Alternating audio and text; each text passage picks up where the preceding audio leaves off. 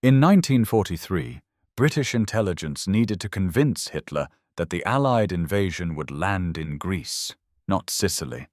They had no double agent in place, no way to feed him false information through official channels. So they found a dead man, a Welsh tramp named Glyndwr Michael, who had died alone in London after eating rat poison. They dressed his body in a Royal Marines uniform.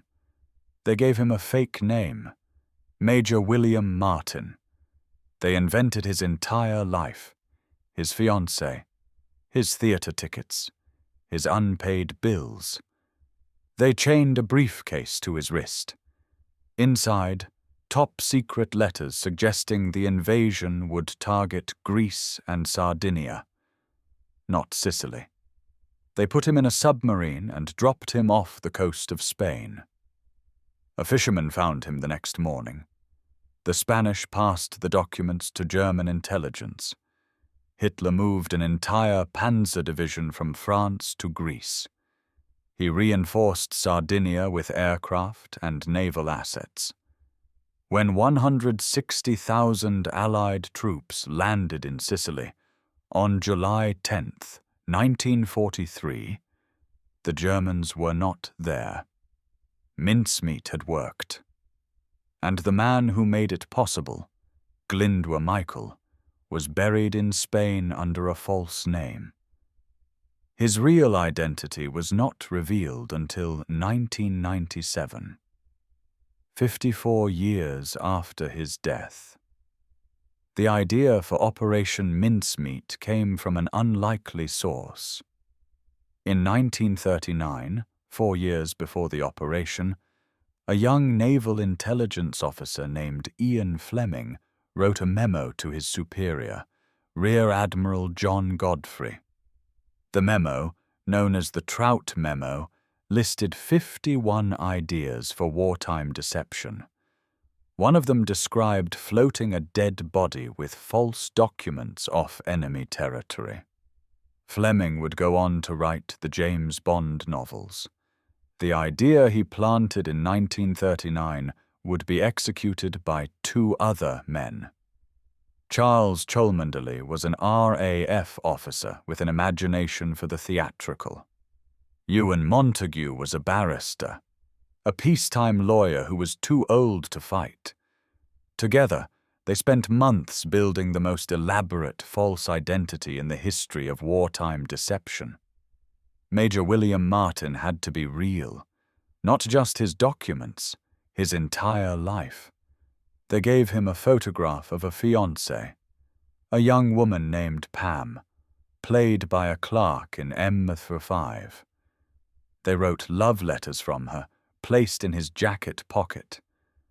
They gave him a bill from his tailor, a receipt for an engagement ring he had just purchased, a letter from his bank complaining about his overdraft, ticket stubs from a London theatre. They chose Huelva on the southern Spanish coast deliberately. The local currents would carry a body to shore. The German consulate had an active intelligence officer there. The local Spanish military was pro-German. And the British consul in Huelva, who would need to cooperate, was considered reliable. Everything was planned. Everything was considered. The body of Glyndwr Michael was kept refrigerated for 3 months. On April 19, 1943, HMS Seraph, a British submarine, left Scotland with a canister in its hold. Inside the canister, Major William Martin.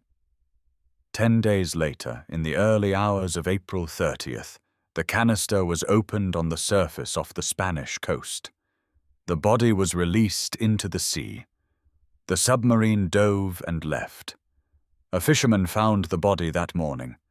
The Spanish authorities recovered the briefcase. The British, playing their role, immediately demanded the return of the highly classified documents. Their urgency was deliberate. The more desperately the British wanted the case back, the more the Spanish would believe the documents were real. The Spanish photographed the contents before returning them. The photographs went to German intelligence in Madrid. German intelligence sent them to Berlin. The false intelligence planted in a briefcase chained to the corpse made its way to Adolf Hitler's desk via German Abwehr agents in Spain. On May 14, 1943, 2 weeks after the body was found, in a meeting with Admiral Karl Dönitz, Adolf Hitler declared that Sicily was not the next landing and that Greece and Sardinia must be reinforced. He ordered the 1st Panzer Division moved from France to Greece, along with additional infantry divisions. The telegram sent to Churchill read, "Mincemeat swallowed rod and sinker."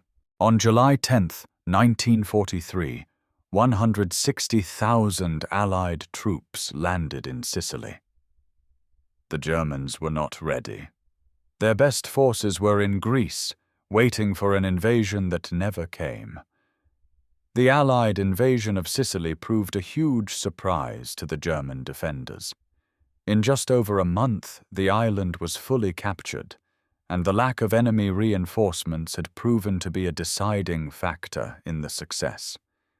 Even when the invasion of Sicily began on July 9, 1943, Hitler apparently still believed a major attack would fall on Greece.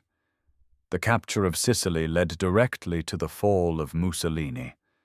Italy surrendered 2 months later. The Mediterranean was opened to Allied shipping. The course of the war shifted. All of it because of a dead man in a Spanish fishing village. Glyndwr Michael was buried on May 2, 1943, in the cemetery of Nuestra Señora in Huelva, Spain. He was buried with full military honors as Major William Martin, the man he had never been. Glyndwr Michael's identity was not disclosed until 1997, when his name was added to the grave by the Commonwealth War Graves Commission. For 54 years, the man who helped win the Mediterranean lay buried under someone else's name. His gravestone now reads, Glyndwr Michael, served as Major William Martin. Here is what we know. In April 1943, British intelligence placed false documents on the body of a Welsh tramp and dropped him off the coast of Spain. The documents reached Hitler. Hitler moved his armies. The Allied invasion of Sicily succeeded. The war in the Mediterranean turned. Glyndwr Michael was buried under a false name for 54 years. The idea originated in a memo written by Ian Fleming in 1939. The operation was conceived by a lawyer and an RAF officer who spent months inventing a man's life in detail. It worked beyond anyone's expectations. Here is what we don't know. Whether Glyndwr Michael, who died alone and penniless in London, would have understood what his death made possible. Whether Ian Fleming knew, when he wrote the Bond novels, how close his 1939 memo had come to changing the outcome of the war, and whether the gravestone in Huelva, which now bears his real name, is enough. We're laying out what we found. You decide what it means, subscribe, and leave a comment, because the man buried in Spain never knew he was a soldier. But he was one of the most important soldiers of the Second World War.